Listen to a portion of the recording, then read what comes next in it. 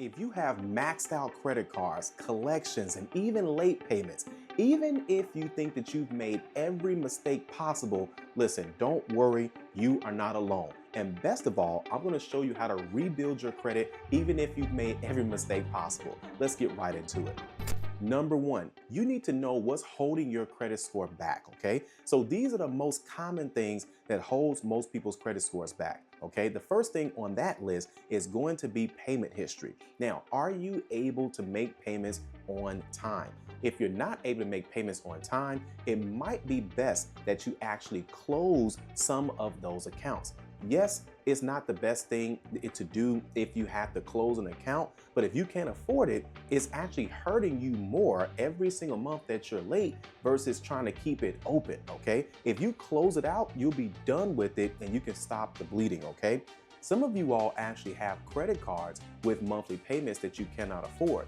Check this out. If you close that card, you can actually do a settlement with them, but you don't close it first. You try to settle with them, and then usually they end up saying, hey, we gotta close the account if you want us to take a lower balance, okay? And then that way, instead of you getting late payments every single month, they could just close the account, stop the monthly payments, and then you can start, paying them every single month. Now, again, the good news is about that. If you make the payments on time with the settlement payments, now that's going to be on time payments, but now it's a little bit less. One of my clients was able to do this with a credit card.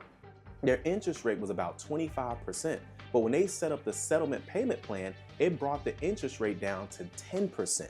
Would you rather make your monthly payments on a credit card at 25% or 10%? Exactly. Now, I'm not saying that that's going to happen for you, but you must at least call the credit card company, let them know you cannot make the payments, but you don't want to not pay, right? You don't want to make it seem like you're not trying to pay. You most definitely want to make sure that you are putting some things in place to try to work something out.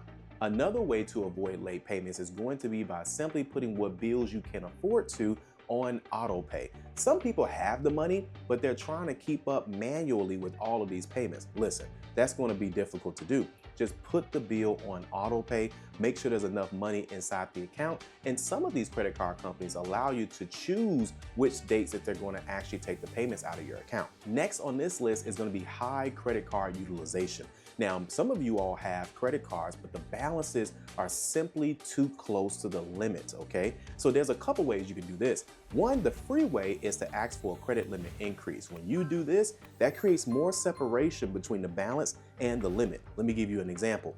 If you have a $500 balance and the limit is $1,000, that means you have 50% utilization, and that's most definitely affecting your credit score, okay? Anything over 30% usage is most definitely affecting your credit score. You calculate that by taking the balance divided by the limit. And if that balance divided by the limit percentage is over 30%, it's most definitely hurting your score more than you know, okay? So if you ask for a credit limit increase, that creates more space. And let's say, for example, you get approved for a credit limit increase of just $1,000. Not like $1,000 small, but to go from $1,000 to $2,000, that's still progress. Now, instead of it being 500 divided by 1,000, now it's 500 divided by 2,000, okay? Now that's 25% utilization versus 50% utilization, and that was free to do. If you're looking to increase your credit score, qualify for homeownership, or lower your monthly car payment, we can help you.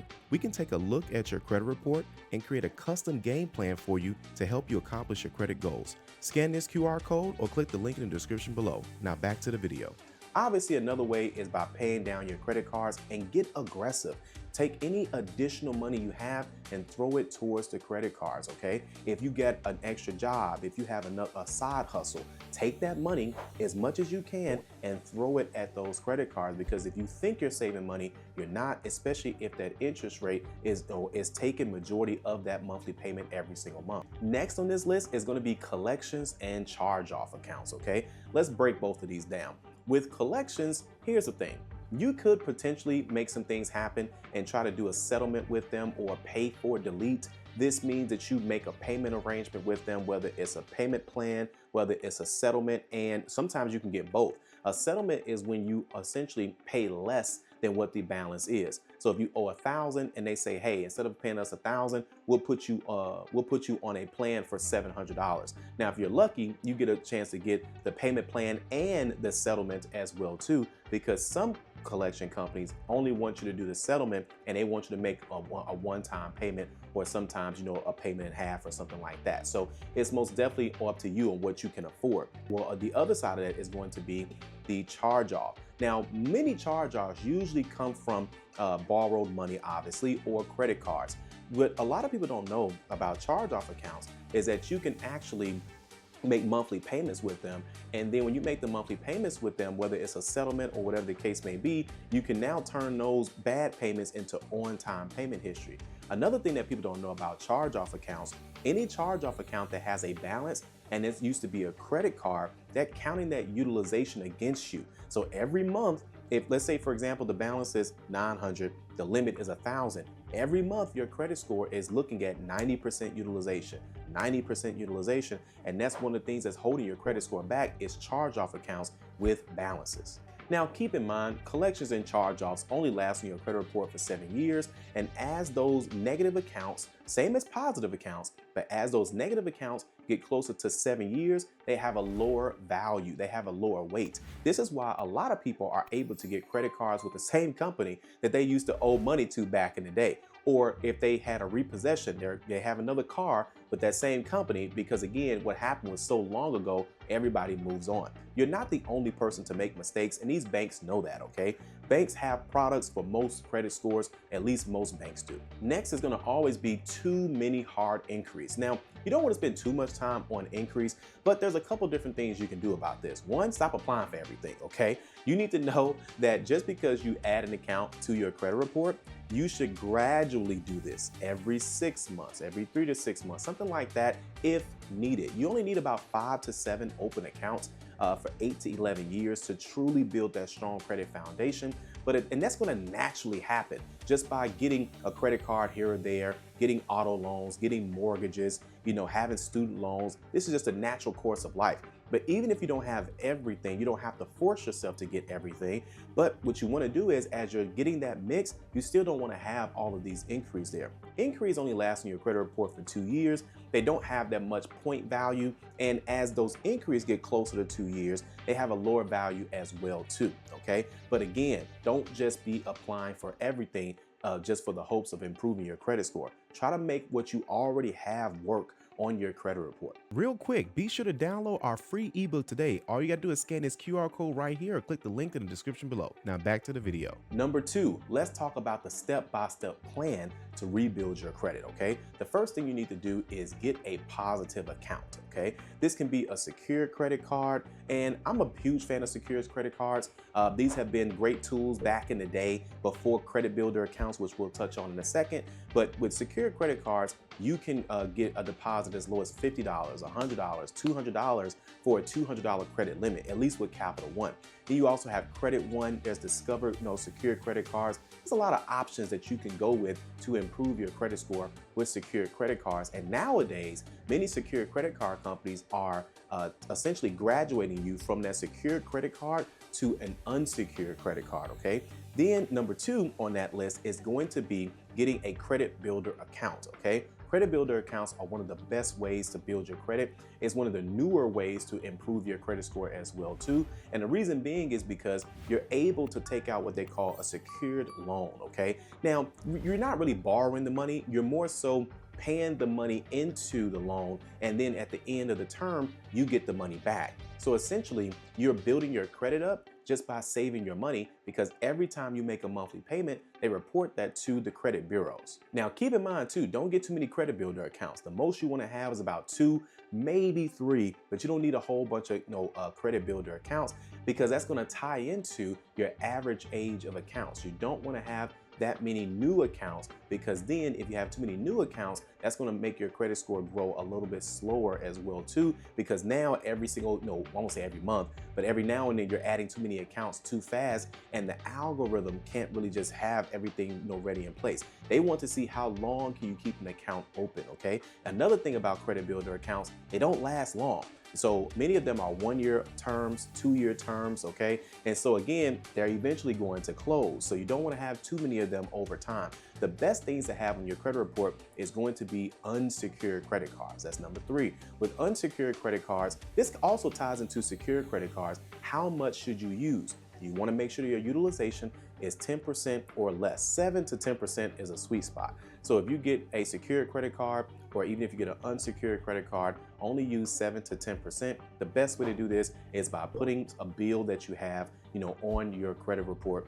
On that credit card. You're changing that payment method. So something that's like under $50, like a gym membership, a subscription service, maybe a cell phone bill, even though it's around $100 or so. So again, you want to make sure that the numbers make sense to you, because you don't want to be looking for new things to spend your credit card on. A lot of times people make that mistake. They say, I'm going to get gas, I'm going to get groceries, and those prices fluctuate, especially in this type of economy. So you want to make sure that you are getting the right accounts and that you are putting things on auto pay that you can afford to put on auto pay instead of looking for new bills to add. Next on this list is going to be adding rental history to your credit report.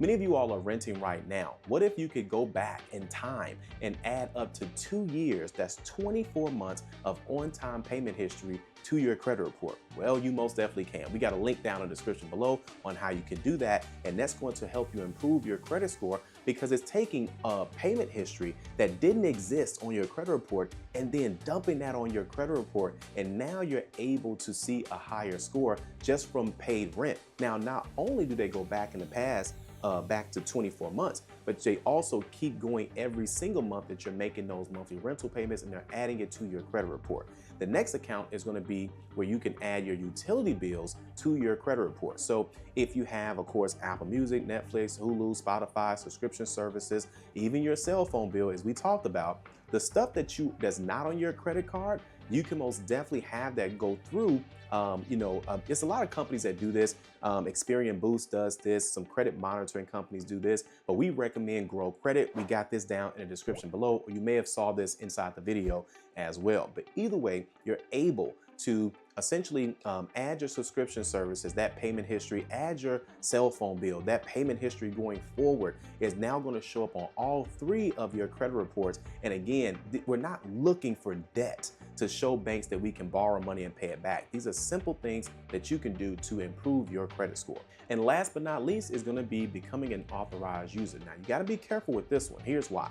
When you're an authorized user, you're added to someone's credit card, okay? And when you're added to their credit card, that balance shows up on your credit report. The last 4 years of payment history shows up on your credit report. So you got to make sure that it makes sense with the right type of account that you're jumping on. So first things first, you want to make sure that payment history for the past 5-6 years has been flawless, okay? Now, a payment can be late as long as it's less than 30 days late. If it's more than 30 days, and that's going to show up on your credit report, but you don't want anyone that's like, hey, yeah, I'm about 15 days late all the time. No, that's too risky. And that goes into the risk factor.